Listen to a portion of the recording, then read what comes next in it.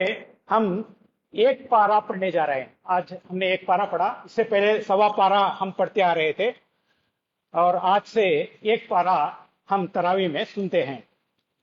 और आज जो एक पारा पढ़ा गया वो 4 सूरतें उसमें आती हैं।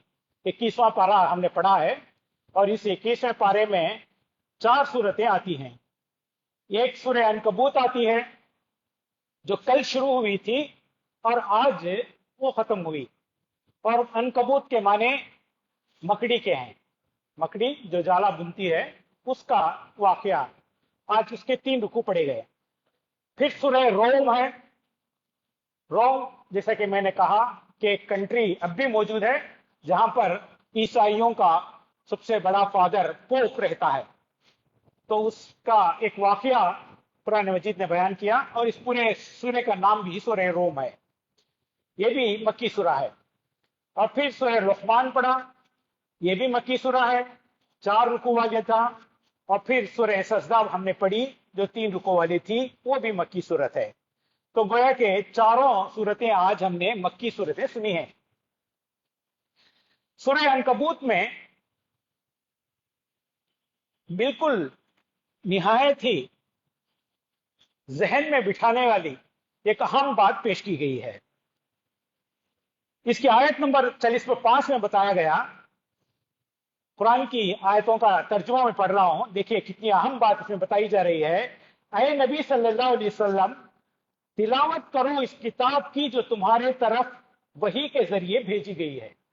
ये जो कुरान मजीद है ये एक किताब है, ये किताब हिदायत है, बुक ऑफ गाइडेंस है। और गाइडेंस के लिए, रहनुमाई के लिए और रोशनी में चलने के लिए उसका बार बार पढ़ना जरूरी है और उसका समझकर पढ़ना जरूरी है। हम जो पढ़ते हैं, अल्लाह के रसूल ने कहा कि अलीफ अगर हम पढ़ते हैं तो 10 नेकियां, लाम पढ़ते हैं तो 10 नेकियां, मीम पढ़ते हैं तो 10 नेकियां। तो अलीफ लाम मीम पर 30 नेकियां हमको मिलती हैं। तो आप अंदाजा कर सकते हैं कि कुरान की सिर्फ हुर्फ पढ़ने पर 10 नेकियां हमको मिलती हैं। तो उनके मतलब जानने पर और उसका मतलब जानने पर और फिर उस पर अमल करने पर अल्लाह ताला मल्टीपल करके कितनी नेकियां देगा, हम इसका अंदाजा कर सकते हैं। तो ये मिनिमम नेकियां हैं जो पढ़ने पर दी जाती हैं, उससे समझने पर उससे ज्यादा नेकियां दी जाएंगी और उस पर अमल करने पर उससे ज्यादा, और यहां तक कि जन्नत का इसका बदला बन जाता है। तो अल्लाह ताला यहां पर बता रहे हैं कि इस कुरान को बार बार पढ़ना चाहिए। तो इस कुरान का मतलब ही बार बार पढ़ी जाने वाली चीज है। अरबी में जो चीज बार बार पढ़ी जाती है उसे अकेले कुरान कहते हैं। और फिर मजीद इसमें बताया गया आयत नंबर 40/5 में, और नमाज कायम करो। गाइडेंस जानने के बाद फौरन दूसरा स्टेप जो आता है वो अमल का आता है। सिर्फ नॉलेज के लिए चीजों का जान लेना काफी नहीं है, बल्कि जब चीजें जान जाएं फौरन उस पर अमल होना चाहिए। साहब कराम का भी यही अमल था कि नबी करीम सल्लल्लाहु अलैहि वसल्लम की जबान से कोई अमल वो सीखते तो फौरन उस पर अमल करते थे, और फिर कोई दूसरी चीज सीखते फिर उस पर अमल करते थे। तो अमल के लिए वो सीखते थे, नॉलेज के लिए नहीं, मालूमात के लिए नहीं, बल्कि इस पर अमल करने के लिए, क्योंकि उन्हें मालूम था कि अमल पर ही उनकी जन्नत का वायदा है। तो जन्नत का वायदा जो अल्लाह ताला करते हैं वो नॉलेज पर नहीं है, इल्म पर नहीं है, बल्कि उस पर अमल के लिए है। तो इसलिए कुरान मजीद कहता है कि तुम आके नमाज कायम करो। ये प्रैक्टिकल इस्लाम का ये पहला हुक्म है। यकीनन नमाज फहाश और बुरे कामों से रोकती है। क्या मिलेगा नमाज पढ़ने से?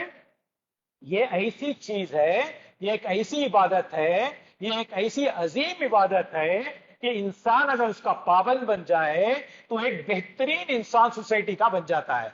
सोसाइटी का आला तरीन गुड कैरेक्टर रखने वाला एक इंसान वो बन जाता है, और लोग उसके अखलाक से, उसके कैरेक्टर से, उसके कामों से हमेशा मुतमईन रहते हैं, खुश रहते हैं और फिर आके उसकी तारीफ करते हैं। और ये कैसे होता है कि नमाज पढ़ने से वो फहाश चीजों से दूर हो जाता है। जहां वो नेक चीजों से करीब हो जाता है, वहां बुरे चीजों से, फिल्थी چیزوں سے، جو برے سمجھے جاتے ہیں، ان تمام چیزوں سے دور ہو جاتا ہے۔ جو بھی ہے کہ شیطان کے راستے ہیں، ان راستوں سے وہ کٹ کر اللہ کے راستے کی طرف وہ چل پڑتا ہے، جو جنت لے جانے والا راستہ ہے۔ تو فحاش نماز فحاشی دور کرتی ہے، فحاش سے ہم کو بچاتی ہے اور برے کاموں سے روکتی ہے۔ اور اللہ تعالیٰ کا ذکر اس سے بھی زیادہ بڑی چیز ہے۔ نماز میں ہم کیا پڑھتے ہیں؟ اللہ تعالیٰ کا ذکر ہے۔ اللہ تعالیٰ کا ذکر کیا ہے؟ یہ قرآن مجید، سب سے بڑا ذکر قرآن مجید ہے۔ اور سبحان اللہ ہم پڑھتے ہیں، الحمدللہ پڑھتے ہیں، اللہ اکبر پڑھتے ہیں، یہ بھی ہے کہ قرآن مجید کے ہی الفاظ ہیں اور یہ بھی ذکر ہے۔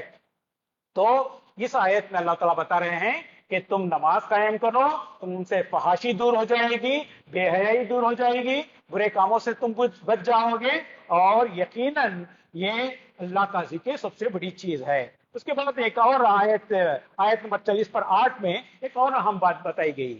یہ جو قرآن مجید ہے، اس میں اتنی زیادہ نالج کی باتیں بتائی گئی ہیں، کہیں سائنس کی باتیں بھی بتائی گئی ہیں۔ تو اس وقت سائنس اتنی ترقی نہیں کی تھی، مگر اس کے باوجود بھی وہ چیزیں جو اس وقت سائنس والے بھی نہیں جانتے تھے، وہ چیزیں بھی آ کے قرآن مجید نے بیان کی ہیں۔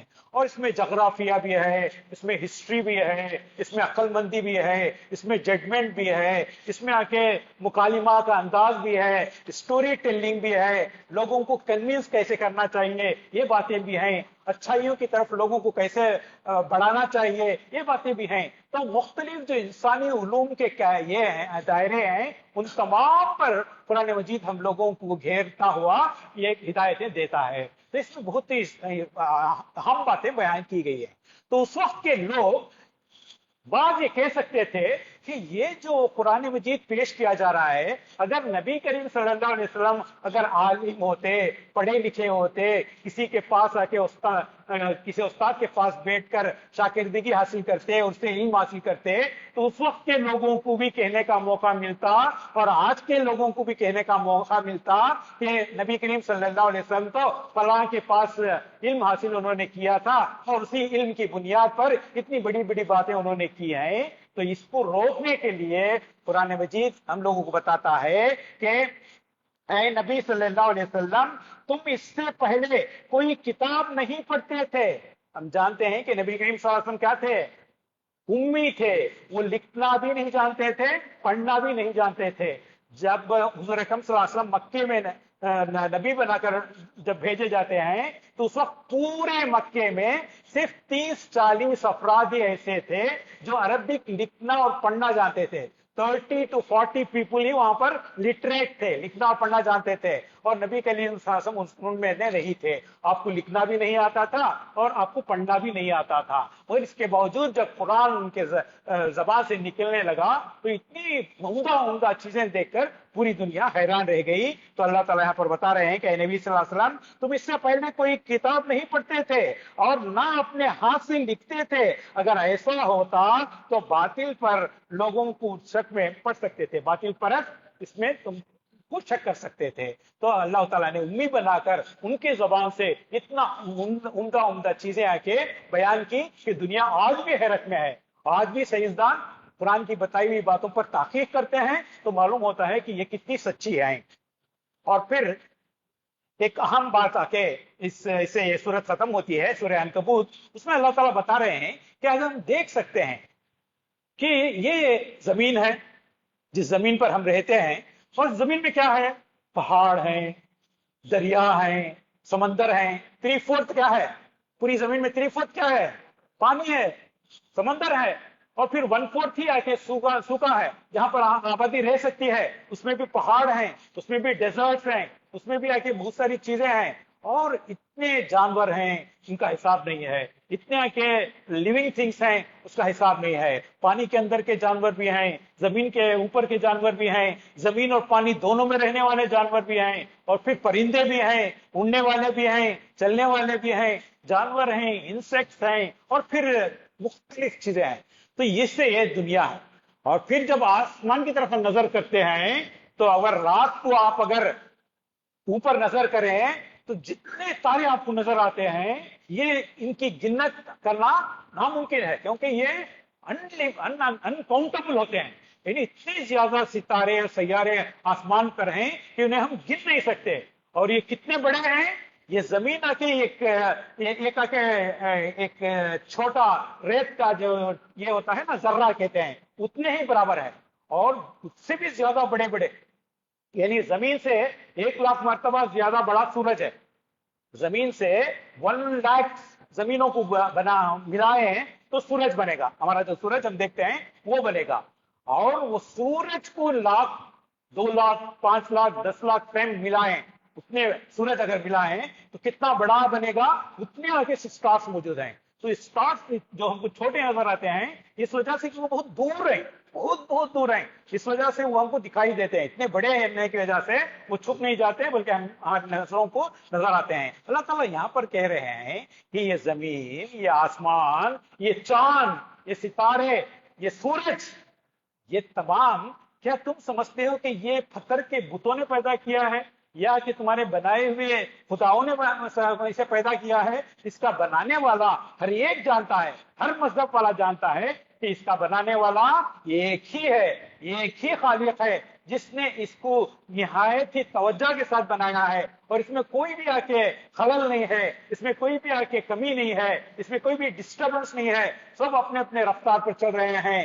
دن آتا ہے، رات جاتی ہے، موسم بدلتے ہیں، سردی آتی ہے، گرمی آتی ہے، موسم بہار آتی ہے، موسم خزاں آتا ہے، اور یہ روٹین آ کے چلتا رہتا ہے. اس میں ہمارا کوئی دخل نہیں ہوتا. اس طرح پرفیکٹ انداز میں چلانے والی ذات اللہ ہی کی ہے. اور تم کو اس لیے اسی کے سامنے جھکنا چاہیے، اسی کی عبادت کرنی چاہیے، اسی ہی سے دعائیں مانگنی چاہیے، اور اسی کی طرف تم واپس لوٹائے جاؤ گے. اس سے یہ سورت ختم ہوتی ہے. اس کے بعد آ کے سورہ روم شروع ہوتی ہے. سورہ روم میں بھی ایک کہنا چاہیے کہ لوگوں کو اجنبے میں ڈالنے والی، سرپرائز کرنے والی باتیں بیان کی گئی ہیں. بس نبی کریم صلی اللہ علیہ وسلم نے پیشن گوئیاں کی تھی. پیشن گوئیاں، پریڈکشن جسے ہم کہتے ہیں، یعنی بعد میں آنے والے واقعات کو نبی کریم صلی اللہ علیہ وسلم نے پہلے ہی بتا دیا. بعد میں آئیں گے، کئی سال بعد آئیں گے، تو ان آنے والے واقعات کو اللہ کے رسول نے اپنے یعنی اللہ تعالیٰ کی دیے ہوئے علم کی بنا پر اس کے بارے میں بتایا ہے کہ یہ ہونے والا ہے. تو قرآن مجید نے بھی ایک پیشن گوئی کی تھی. آپ کا کیا کون سا ایئر چل رہا ہے؟ 2022 چل رہا ہے. جب 610 تھا تو اس وقت نبی کریم صلی اللہ علیہ وسلم نبی بنا کر بھیجے گئے تھے. 2022 جو چل رہا ہے، جب آ کے 610 تھا تو اس وقت 610 AD میں نبی کریم صلی اللہ علیہ وسلم 40 سال کی عمر اس وقت ہوتی ہے، اور اس وقت آپ نبی بنائے جاتے ہیں. اور پھر آپ آتے ہیں، غار حرا سے اتر کر آتے ہیں، اور پھر خاموشی سے اپنے دین کی تبلیغ کرتے ہیں، چھپے چھپے انداز میں، یعنی کھلے طور پر نہیں. پہلے اپنے دوست کو بتاتے ہیں، حضرت ابوبکر صدیق رضی اللہ تعالیٰ عنہ کو، وہ ایمان لے کر آتے ہیں. سب سے پہلے اپنی بیوی کو بتاتے ہیں، حضرت خدیجہ رضی اللہ تعالیٰ عنہ، اور وہ آ کے ایمان قبول کرتی ہیں. تو عورتوں میں سب سے پہلے ایمان لانے والی آپ کی بیوی حضرت خدیجہ ہیں. پھر اپنے دوست کو بتاتے ہیں دوسرے دن، حضرت ابوبکر صدیق رضی اللہ تعالیٰ عنہ کو، وہ ایمان لاتے ہیں. تو مردوں میں سب سے پہلے ایمان لانے والے حضرت ابوبکر صدیق رضی اللہ تعالیٰ نے. آپ کے گھر میں ہی بچے ہیں، حضرت علی رضی اللہ تعالیٰ عنہ، ان کو اسلام کے بارے میں بتاتے ہیں. تو بچوں میں سب سے پہلے ایمان لانے والے حضرت علی رضی اللہ تعالیٰ عنہ. اور پھر غلام، آپ ہی کے گھر میں غلام ہوتے ہیں، زید بن حارثہ رضی اللہ تعالیٰ عنہ، وہ بھی بچے ہی ہوتے ہیں. ان کو اپنا بیٹا بنا کر نبی کریم صلی اللہ علیہ وسلم پال رہے تھے. ان کو آج اسلام کے بارے میں بتاتے ہیں، وہ قبول کر لیتے ہیں. تو اس طرح غلاموں میں سب سے پہلے ایمان لانے والے زید بن حارثہ رضی اللہ تعالیٰ عنہ ہیں. تو اس طرح دھیرے دھیرے آ کے اسلام پھیل رہا تھا. 3 سال تک چپکے چپکے تبلیغ اللہ کے رسول نے کی. پھر ایک قرآن کی آیت آئی اور اعلان کیا گیا کہ اب چپکے چپکے دعوت نہیں دی جائے گی، بلکہ علن اعلان تبلیغ کی جائے گی، کیونکہ یہ ایک ایسا کلمہ ہے، کلمہ لا الہ الا اللہ، جو کہ ساری دنیا کی کامیابی اس میں رکھی گئی ہے. اس دنیا کی کامیابی بھی اور آخرت کی ہمیشہ ہمیشہ کی کامیابی بھی اسی میں رکھی گئی ہے. اس لیے اسے تمام انسانوں تک پہنچ جانا چاہیے. तो खुले आम तबलीग शुरू हुई। और जब ये शुरू हुई तो यकीनन शैतान खामोश नहीं रहेगा, वो अपने लोगों को लाता है, दुश्मनियां पैदा करता है। तो कुरैश के लोग जो वहां सरदार थे, जो अमीर थे, वो हुज़ूर अकरम सल्लल्लाहु अलैहि वसल्लम के अपोजिट में खड़े होते हैं, उनकी बात को आके रोकते हैं, उन्हें तबलीग से रोकते हैं, उन्हें दीन के फैलाने से रोकते हैं, और जो लोग इस्लाम कबूल कर लें उन्हें तकलीफें देते हैं। और 1-2 साल गुजर जाते हैं, तो 3 साल हुए, तो अब आके 610 में शुरू हुआ था, और 5 years आप जमा लीजिए, कितना हुए? 615 है। तो 615 में कुरैश के क्या करते हैं, तमाम लोगों को, बनो हाशिम के तमाम लोगों से खता ताल्लुक कर लेते हैं। कहते हैं कि हम उनसे बिजनेस नहीं करेंगे, हम उनके साथ आके शादी ब्याह नहीं करेंगे, उनके साथ तिजारत नहीं करेंगे। शैतान इस तरह के चीजें लोगों को सिखाता है। तो तमाम बनो हाशिम के लोग एक शोब अबी तालिब करके एक पहाड़ी है, उसमें आके जमा होकर अपनी जिंदगियां गुजारते हैं। तकरीबन 2.5-3 साल तक उस जगह पर रहते हैं। तो ऐसे हालात हैं, सख्त हालात हैं मक्के के। आप उस वक्त समझ सकते हैं कि क्या हालात हैं, ना लोग उनसे बात करते हैं, ना बिजनेस करते हैं, ना शादी ब्याह करते हैं, और निहायत ही जब देखते हैं लोगों को मारते हैं। तो ऐसे हालात में एक खबर आती है। क्या खबर आती है कि यहां से बहुत दूर रोम जो है, रोम की कंट्री आज भी है, और उस वक्त भी रोम की कंट्री थी। और रोम के कंट्री के बाद ही उस वक्त के 2 बड़े सुपर पावर्स थे। एक आके कैसर था, एक आके किसरा था। कैसर आके क्रिश्चियन बादशाह था, वो रोम पर हुकूमत करता था। किसरा जो आके ईरान का था, और ईरान पर हुकूमत करता था। उस वक्त, आज का ईरान आके मुसलमान है ना, मुस्लिम मेजॉरिटी है, मगर उस वक्त आके ये लोग आग की पूजा करने वाले थे। उस वक्त ईरान में जो लोग रहते हैं, तो वो आग की जो पूजा करने वाले लोग थे। तो उनको, उनके बारे में एक खबर आती है, क्या मक्के वालों को आती है, कि दोनों के दरमियान लड़ाई हुई, किसे क्रिश्चियंस के बादशाह के दरमियान, और किसरा जो ईरान का बादशाह है, उनके दरमियान लड़ाई हुई। और डोमिनेशन आके किसका होने लगा? ईरान के बादशाह का होने लगा। ईरान का बादशाह धीरे धीरे उनके कंट्रीज को आके पकड़ता गया। और फिर ये जो कैसर है वो आके भागता रहा। फिर यरूशलेम आया, यरूशलेम भी आके उनके कब्जे में आ गया। तो एक जगह जाके वो छुप गया। तो ये खबरें आती हैं। तो तब मक्के वाले कहते हैं कि देखो, ये जो ईसाई हैं, ये भी अल्लाह को मानते हैं, और हम भी अल्लाह को मानते हैं, यानी मुसलमान भी अल्लाह को मानते हैं, वो भी रसूलों पर ईमान रखते हैं, और ये मुसलमान भी आके रसूलों पर ईमान रखते हैं। तो गए आके ये भाई हैं, मुसलमान और क्रिश्चियन आके भाई हैं। और देखो हाल क्या हुआ इनका, ये आके शिकस्त खा रहे हैं। और ये जो आग की पूजा करने वाले ईरानियन हैं, ये हमारी तरह हैं। मक्के के लोग कहते थे ये हमारी तरह है, हम बुतों की पूजा करते हैं, वो आग की पूजा करते हैं, ये हमारे भाई हैं। अब क्या हो गया, पावर किसका बढ़ गया है? रोम का बढ़ गया है, ये ईरान का बढ़ गया है। और इसी तरह एक दिन ये पावर, इसका हम भी आके क्या होंगे, डोमिनेट करेंगे। इस तरह मुसलमान आके बिल्कुल नीचे रखे जाएंगे। तो उस वक्त हालात में, ये कठिन हालात हैं, तो ये खबरें आ रही हैं। तो अल्लाह ने इस आयत को आके अल्लाह के रसूल पर नाजिल फरमाया। और उसमें पहला ही लफ्ज, इस सूरत का पहला ही लफ्ज इस तरह कहा गया, हाँ खरीद की सरजमीन में, ये उस पहली आयत का ट्रांसलेशन है। इस हाँ खरीद की सरजमीन में रूमी मगलूब हो गए हैं। रूमी मतलब रोम के रहने वाले ईसाई लोग मगलूब हो गए हैं, शिकस्त खा गए हैं, डिफीट हो गए हैं।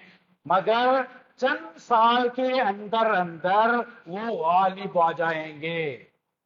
अल्लाह के रसूल बोल रहे हैं, खुद ये भी तकलीफ में है, इन पर और साहब कराम पर भी सख्त तकलीफें डाली जा रही हैं। और फिर वहां पर भी एक कंट्री दूसरे कंट्री लूज करता आ रहा है, रोम। मगर इसके बावजूद भी कुरान ने ये प्रिडिक्शन किया कि ये ज्यादा दिन नहीं चलेगा, करीब ही क्या हो जाएगा, ये स्टॉप हो जाएगा। फिर आके ये जो रोम के लोग हैं वो फिर से अपने चीजों को कैप्चर कर लेंगे, और फिर वो डोमिनेट करेंगे, और इन ईरानियों को बिल्कुल शिकस्त हो जाएगी। वो आके अभी नहीं हुई है, तो उस वक्त में ये प्रिडिक्शन किया गया।